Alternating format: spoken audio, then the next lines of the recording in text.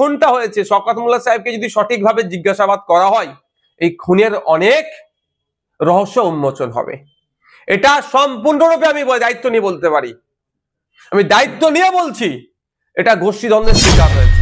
প্রশাসন বন্ধুদের বলবো, রাজনৈতিক কর্মী না দেখে ভাঙড়ের একজন কর্মী মানুষকে খুন করা হয়েছে, এই হিসাবে তদন্ত করা হোক। যে বা যারা যুক্ত একটাও না ছাড় পায়, তাদের সর্বোচ্চ শাস্তির ব্যবস্থা করা হোক। আমরা কিন্তু সরকার সাহেবের যদি আমরা প্রিভিয়াস রেকর্ড দেখি, সেই রাজ্জাক সর্দার থেকে শুরু করে মানিক পাইক থেকে শুরু করে বিভিন্ন সময় আমরা দেখেছি খুন করেছে তাদের দলের লোকেরা, তারাই যুক্ত থেকে অন্যদেরকে তাদের দলের প্রথম সারির নেতাদেরকে সাইড করেছে। সেই জাহাঙ্গীর খান চৌধুরী থেকে শুরু করে এই ধরনের অনেক আছে। এটা সকলের সাথে আমি যোগাযোগ করার চেষ্টা করছি, পরিবারের সমর্থন নেব। পরিবার যদি চাই সিবিআই ইনভেস্টিগেশন হোক, পরিবারের হয়ে প্রয়োজনে আমি মামলা করব সিবিআই ইনভেস্টিগেশন করার জন্য। যিনি আছেন ওনার ঘনিষ্ঠ তৃণমূল কর্মীকে গুলি করে খুন করা হয়েছে এবং তিনি ঘটনাস্থলে গিয়ে বলেছেন যে আইএসএফ দুষ্কৃতী যারা তারা এই কাণ্ড ঘটিয়েছে এবং সরাসরি আপনার নাম উল্লেখ করে বলেছেন যে আপনার মদতে এই ধরনের ঘটনা ঘটেছে। কি বলবেন? আমি ভাঙড়ের বিধায়ক হিসাবে সর্বপ্রথম যে খুনটা হয়েছে, যে মানুষটা রাজ্জাক খাঁকে যে খুন করেছে, এর চূড়ান্ত প্রতিবাদ করছি। সাথে সাথে প্রশাসন বন্ধুদের বলবো, রাজনৈতিক কর্মী না দেখে ভাঙড়ের একজন কর্মী মানুষকে খুন করা হয়েছে, এই হিসাবে তদন্ত করা হোক। যে বা যারা যুক্ত একটাও না ছাড় পায়, তাদের সর্বোচ্চ শাস্তির ব্যবস্থা করা হোক। আমরা বারবার ভাঙড়কে চাইছি বোম গুলি মুক্ত ভাঙড় হোক, হিংসা অশান্তি মুক্ত ভাঙড় হোক। দুর্ভাগ্য আমাদের ভাঙড় ডিভিশন করার পরেও ভাঙড়ের মানুষকে এই ধরনের খুন হতে হচ্ছে দুষ্কৃতীদের দ্বারা।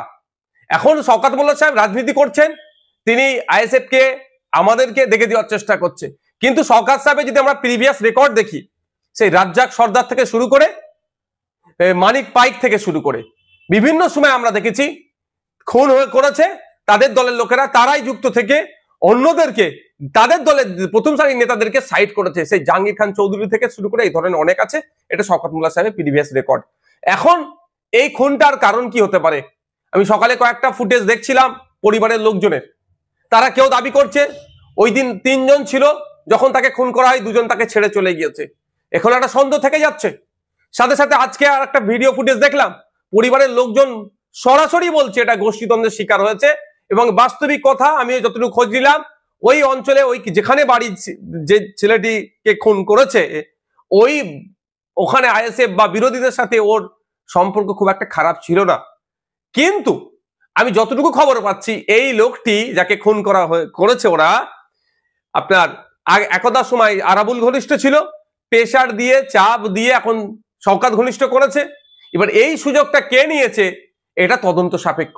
একাধিক ইকুয়েশন উঠে আসছে এই খুনের রহস্যের পিছনে, তবে সবটাই সমাধান করতে পারবে প্রশাসন, ইনভেস্টিগেশন অফিসার। আমি আশা করব নিরপেক্ষতা বজায় রেখে এটা তদন্ত হোক। আর সাথে সাথে এটাও বলে রাখছি, পরিবারের সাথে আমি যোগাযোগ করার চেষ্টা করছি, পরিবারের সমর্থন নেব।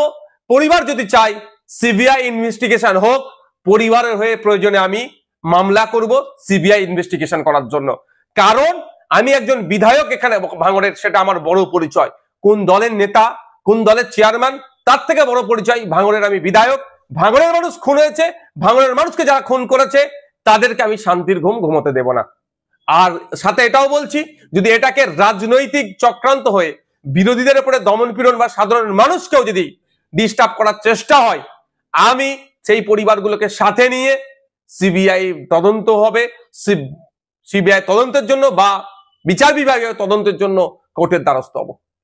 এটা কি তাহলে আরাবুল আর শওকত সাহেবের গোষ্ঠীদ্বন্দ্বের? দেখুন, এই ধরনের ঘটনা রাজ্যের বিভিন্ন জায়গায় ঘটছে, শাসক দলের নিজেদের মধ্যে গোষ্ঠী কন্দন। আমি শুধু বলছি না, আপনি দেখুন ওই পরিবারের একজন কর্তা, আজকে তিনি বক্তব্য তার দেখবেন, তিনি বলেছেন সরাসরি এভাবে বলেছেন যে এটা গোষ্ঠীদ্বন্দ্বের শিকার হয়েছে। আর আমিও বলছি, যখন আমার কাছে খবর এসেছে, আমি যতটুকু খবর নিতে পেরেছি, যে এটা সম্পূর্ণরূপে গোষ্ঠীদ্বন্দ্বের শিকার হয়েছে। হয়তো শওকত মোল্লা সাহেব এই বিষয়টা অনেক কিছু জানেন, এটা অনেক কিছু জানেন শওকত মোল্লা সাহেব, তদন্ত সঠিক করলে উঠে আসবে। ভাঙড়ের বিষয়টা নিয়ে শওকত মোল্লা সাহেব সরাসরি কিন্তু আইএসএফ কে দোষারোপ করেছে, এটা কি মানে এবং আপনি যুক্ত সরাসরি আপনার দেখুন, আমরা এতটা এখন হিংস্র হয়ে উঠতে পারিনি, আর কোনোদিন হবারও ইচ্ছাও নাই যে একটা মানুষের প্রাণ নিয়ে নেব রাজনীতি করার জন্য। আমরা সমাজ ব্যবস্থার পরিবর্তনের জন্য রাজনীতিতে এসেছি, ক্ষমতা দখল আমাদের স্বপ্ন নয়। শওকত মোল্লা সাহেবের পাস্ট হিস্ট্রি যদি আমরা দেখি, এই কাছে তিনি সিদ্ধহস্ত, খুন খারাপি করিয়ে, মারামারি করিয়ে, গোষ্ঠীদ্বন্দ্ব করিয়ে অপরের দিকে, বিরোধীদের দিকে দাগিয়ে দেওয়া হয়, দাগিয়ে দিত। নমিনেশন আটকাচ্ছে, আবার বলছিনি যে বিরোধীরা প্রার্থী খুঁজে পাচ্ছে না। এখন আমি বলছি, এই যে খুনটা হয়েছে, শওকত মোল্লা সাহেবকে যদি সঠিকভাবে জিজ্ঞাসাবাদ করা হয়, এই খুনের অনেক রহস্য উন্মোচন হবে। এটা সম্পূর্ণরূপে আমি দায়িত্ব নিয়ে বলতে পারি, আমি দায়িত্ব নিয়ে বলছি, এটা গোষ্ঠীদ্বন্দ্বের শিকার হয়েছে। এবার কোন গোষ্ঠী করেছে আর কেন করেছে, কোন গোষ্ঠী করেছে এটা এই মুহূর্তে বলা সম্ভব নয়। কেন করেছে এটা আমি বলতে পারি, সেই দিনের শেষে ভাগবটরার লড়াই, এ বড় নেতা হয়ে যেতে পারে, সে ছোট নেতা হয়ে যেতে পারে, এই মর্মে একটি ছেলেকে খুন করা হলো। আমি ভাঙড়ের বিধায়ক হিসাবে রাজনীতির ঊর্ধ্বে গিয়ে বলছি, এই খুনের আমি চরম বিরোধিতা করছি। এর প্রতিহত হওয়া, এইটা প্রতিকার হওয়া দরকার।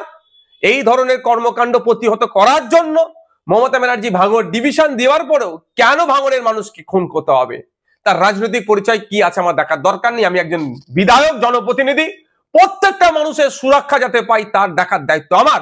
সেই জায়গায় আমি দাঁড়িয়ে বলবো, যত তাড়াতাড়ি সম্ভব ইনভেস্টিগেশন হোক, যে বা যারা খুনের সাথে যুক্ত তাদেরকে সর্বোচ্চ শাস্তির ব্যবস্থা করা হোক।